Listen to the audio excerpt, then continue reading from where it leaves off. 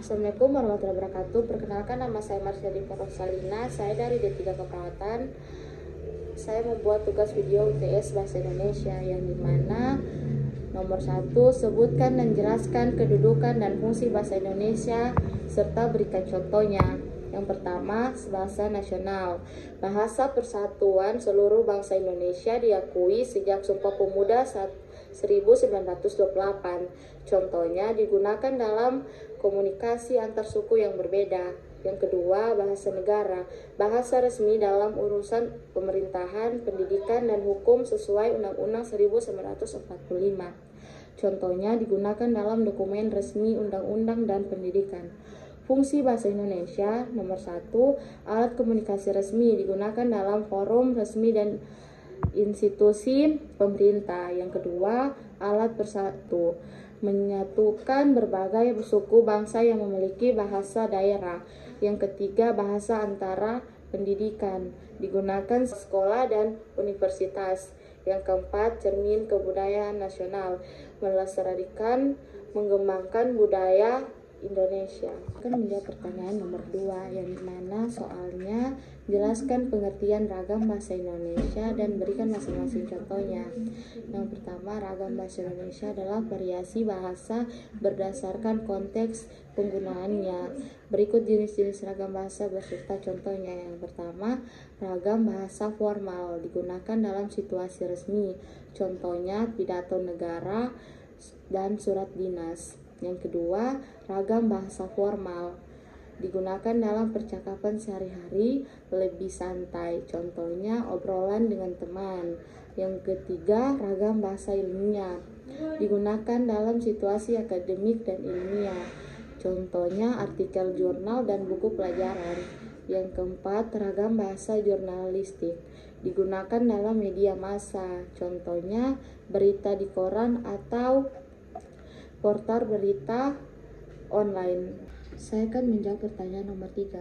Apa itu ejaan dan tanda baca dan berikan masing-masing contohnya. Ejaan adalah aturan tentang cara penulisan kata-kata dalam satu bahasa, termasuk penggunaan huruf, pengalaman kata, dan penulisan unsur serapan.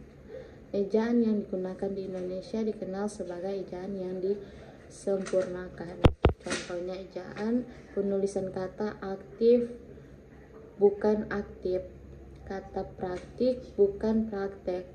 Tanda baca adalah simbol-simbol yang digunakan dalam penulisan untuk memperjelas makna kalimat atau menunjukkan struktur bahasa. Contohnya, 1 titik untuk mengakhiri kalimat pertanyaan. Contoh, saya sedang belajar. Koma untuk memisahkan elemen dalam kalimat. Contoh, dia membeli apel, jeruk, dan anggur.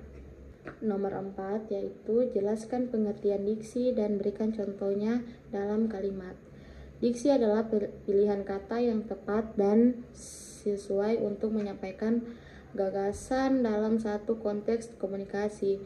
Diksi memengaruhi kejelasan, makna, dan kesan yang ditimbulkan oleh suatu kalimat. Contohnya, 1. Ia meninggal dunia dengan tenang.